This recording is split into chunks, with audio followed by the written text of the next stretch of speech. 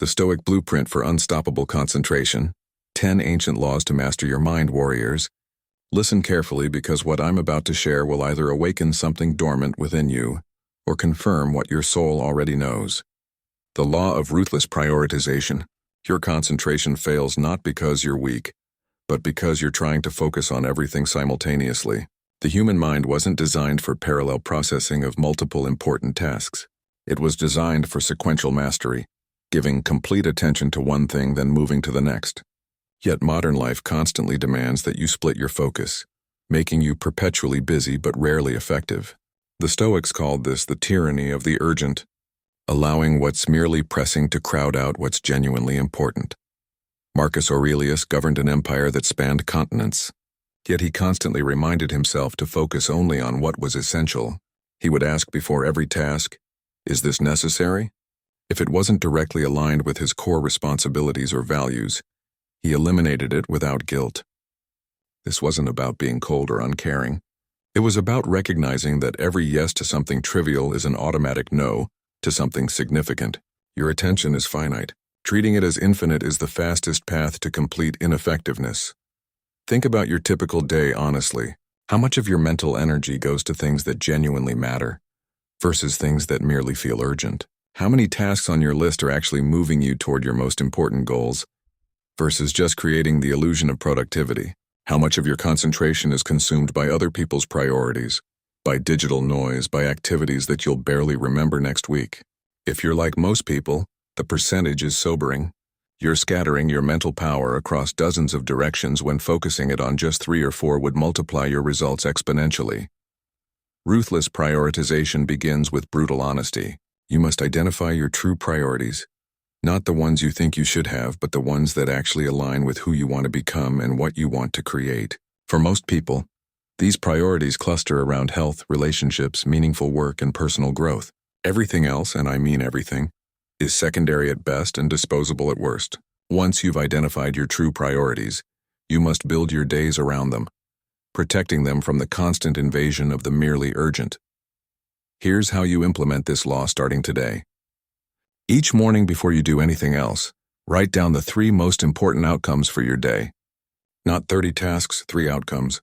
These should be things that, if accomplished, would make the day genuinely successful, regardless of what else happens. Everything else on your list is optional. This simple practice forces you to distinguish between what matters and what merely fills time. Then structure your day so that your peak mental energy goes to these 3 priorities. Not to email, not to meetings, not to reactive tasks, but to what actually moves your life forward. Second, practice the art of elimination. Look at your current commitments, your habits, your regular activities. Ask yourself about each one. If I wasn't already doing this, would I choose to start it today knowing what I know now? If the answer is no, that commitment needs to be eliminated or at least drastically reduced. The Stoics believed that we don't have too little time. We waste too much time on things that don't deserve it. Every hour you reclaim from low-value activities is an hour you can redirect toward what genuinely matters. Third, create what the Stoics called boundaries of necessity. These are clear lines that protect your most important work from invasion. Maybe it's the first 3 hours of your day are completely unavailable for meetings or messages. Maybe it's that weekends are protected for relationships and rest, not for catching up on work. Maybe it's that certain types of requests automatically get declined without consideration. These boundaries feel uncomfortable initially because you've been conditioned to believe that availability equals value. But the opposite is true. Your value increases when you concentrate your time and energy on fewer, more important things.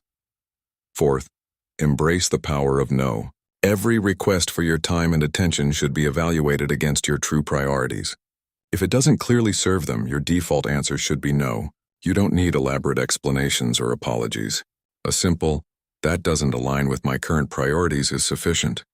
The people who respect you will understand. The people who don't respect your boundaries are exactly why you need them.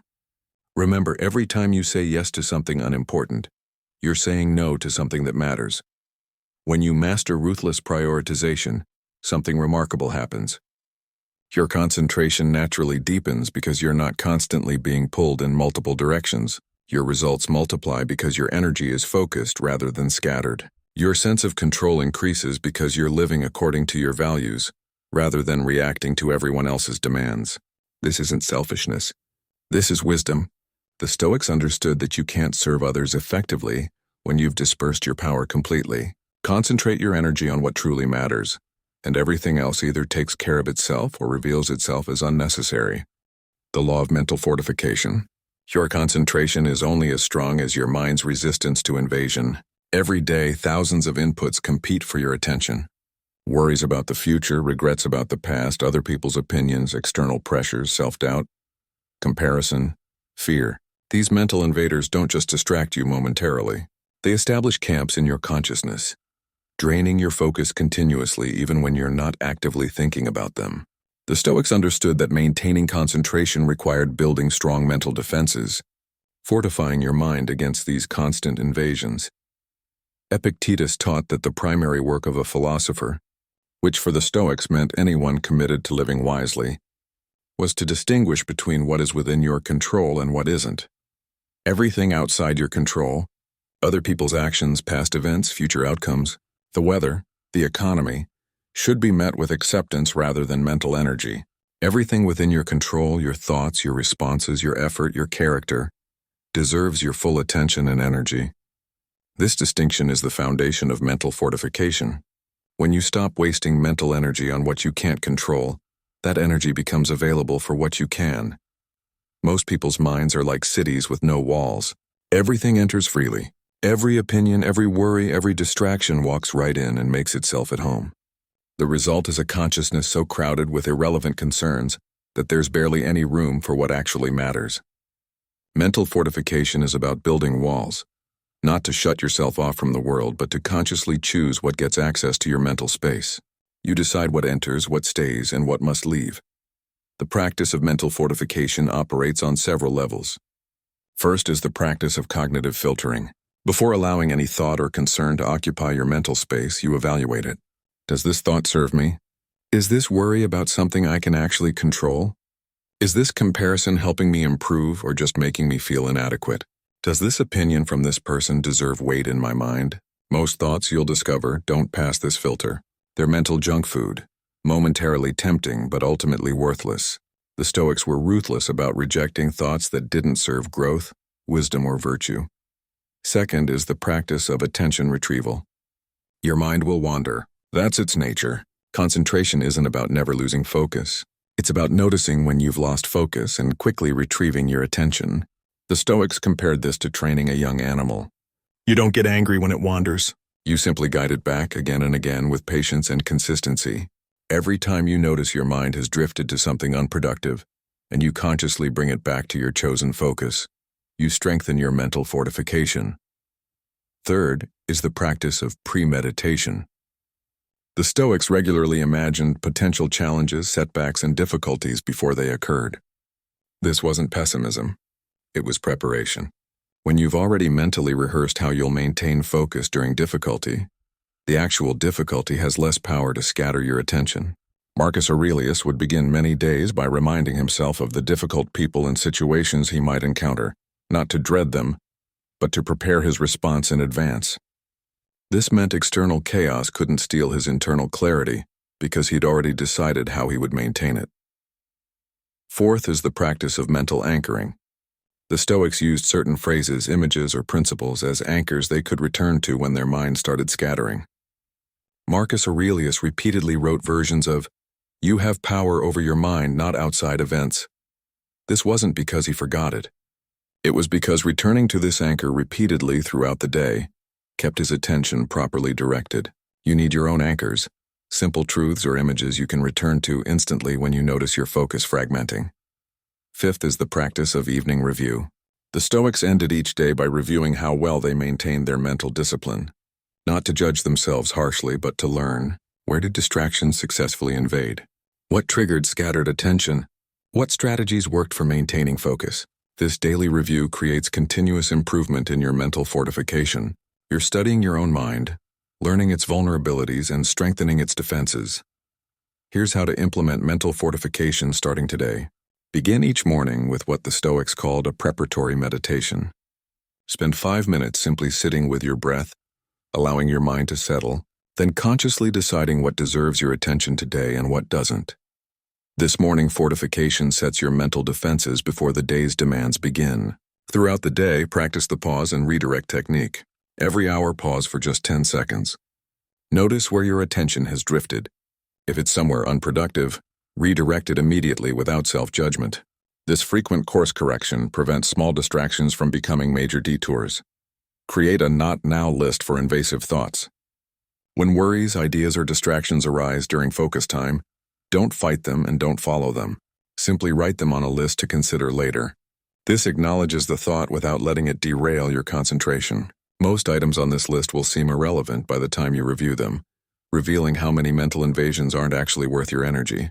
Practice selective response to external demands. Not everything that requests your attention deserves immediate response. Email can wait. Most messages can wait. The truly urgent is rare. By delaying response to non-urgent demands, you train your mind to maintain its chosen focus, rather than constantly reacting to external inputs. End each day with a brief fortification review. Spend 3 minutes reflecting on where your mental defenses held and where they were breached. What patterns do you notice? What strategies helped? What do you need to strengthen? This daily reflection, practiced consistently, creates exponential improvement in your ability to maintain concentrated attention despite constant distractions. When you master mental fortification, external chaos stops determining your internal state. You can maintain clear focus in noisy environments. You can work with concentration despite surrounding stress. You can think clearly when others are panicking. This isn't about being unfeeling or disconnected. It's about being the stable center that others can rely on because you've built mental walls strong enough to protect what matters most. Your ability to direct your consciousness with intention rather than having it stolen by every passing distraction. The law of physical foundation. Your mind doesn't float in abstract space. It's rooted in and profoundly affected by your physical body. The Stoics, despite their emphasis on mental discipline, never made the mistake of treating the body as irrelevant. They understood that a neglected body creates a distracted mind. Your ability to concentrate is directly influenced by how you treat your physical vessel. Sleep, nutrition, movement, rest, these aren't separate from concentration. They're its foundation. Marcus Aurelius, despite ruling an empire, maintained disciplined physical practices. He ate simply, rose early, and maintained physical fitness not for vanity but for mental clarity. Seneca regularly practiced voluntary discomfort, going without certain comforts to strengthen both body and mind. Epictetus taught that the body should be trained to serve the mind, made resilient through discipline so it wouldn't become a source of distraction. Modern neuroscience confirms what the Stoics knew. Your brain's ability to focus is dramatically affected by your body's condition. Think about your own experience honestly. When you're sleep-deprived, can you concentrate effectively? When you're overfed or underfed, does your mind work optimally? When you haven't moved your body in days, does focus come easily? When you're dehydrated or filled with caffeine and sugar, can you maintain steady attention? The answer to all these questions is no. Yet most people try to build concentration through mental effort alone, while systematically undermining it through physical neglect. This is like trying to drive a car with sugar in the gas tank while wondering why it won't run properly. The physical foundation for concentration rests on several pillars. Sleep is the first and perhaps most critical. Your brain consolidates memory, clears metabolic waste, and restores cognitive function during sleep. When you chronically undersleep, your ability to concentrate degrades dramatically. The Stoics valued sleep not as weakness but as necessary restoration. They went to bed at appropriate times and rose with intention. In modern life, this means protecting your sleep with the same vigilance you'd protect your most valuable possession. Because your sleep quality determines your next day's mental quality. Nutrition is the second pillar. Your brain is an organ that requires specific nutrients to function optimally. When you fill your body with processed foods, excessive sugar, and chemical additives, your brain fog and scattered attention are predictable consequences. The Stoics ate simply and moderately, not because they were ascetics, but because they recognized that dietary excess creates mental dullness. You don't need a perfect diet. You need a consistently decent one. Whole foods over processed ones. Appropriate portions over excess.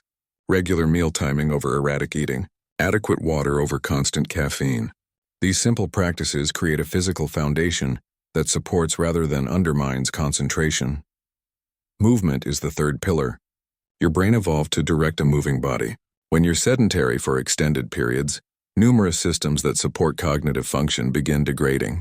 Regular movement improves blood flow to the brain, triggers the release of concentration-supporting neurotransmitters, and helps regulate energy levels throughout the day. The Stoics walked extensively, viewing it as time for both physical health and mental clarity. You don't need intense exercise, though that has its place. You need regular movement throughout your day. Stand frequently. Walk when possible. Move your body enough to remind it it's alive. Rest is the fourth pillar, and it's different from sleep. Rest is about recovery during waking hours, about giving your nervous system breaks from constant stimulation and demand.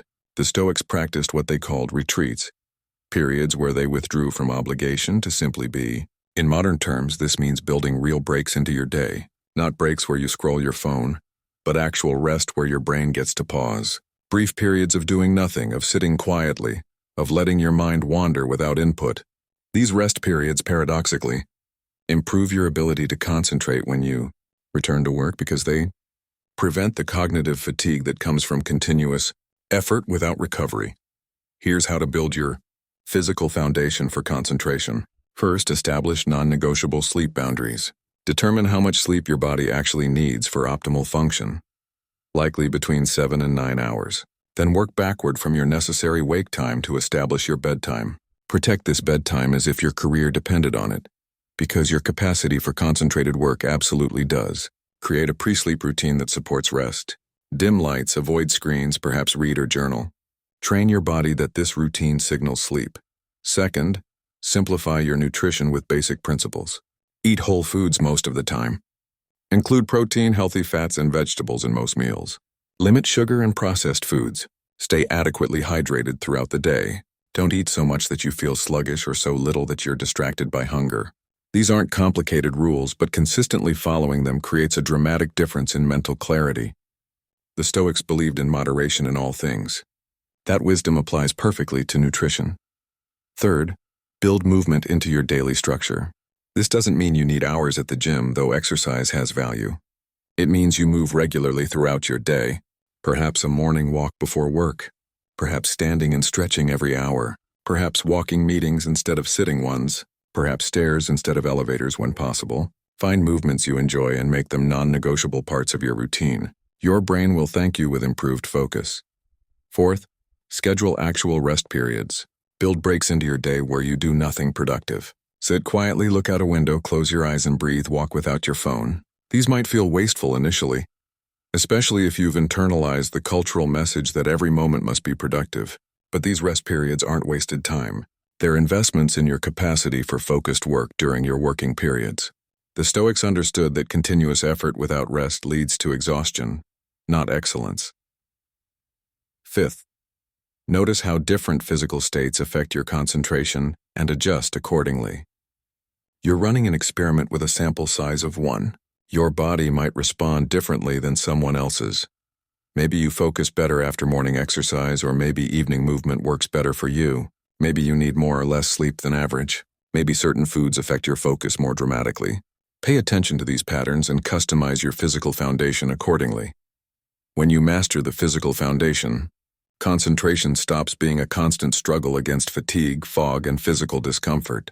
Your body becomes an ally in your mental work rather than an obstacle. You have the energy reserves to sustain focus. You have the clarity to direct attention effectively. You have the resilience to maintain concentration despite challenges. The Stoics knew this. Your mind cannot excel when your body is neglected. Build your physical foundation, and concentration becomes exponentially more achievable.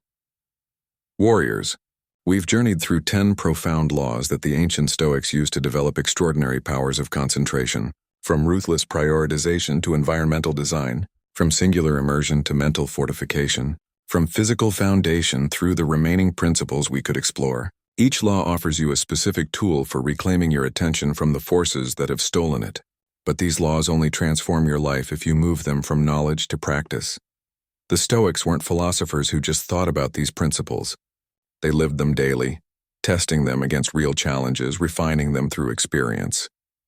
Marcus Aurelius applied these laws while governing an empire under siege. Epictetus applied them while imprisoned in slavery. Seneca applied them while navigating treacherous political waters. These weren't abstract theories. They were practical tools for maintaining clarity and purpose amidst chaos.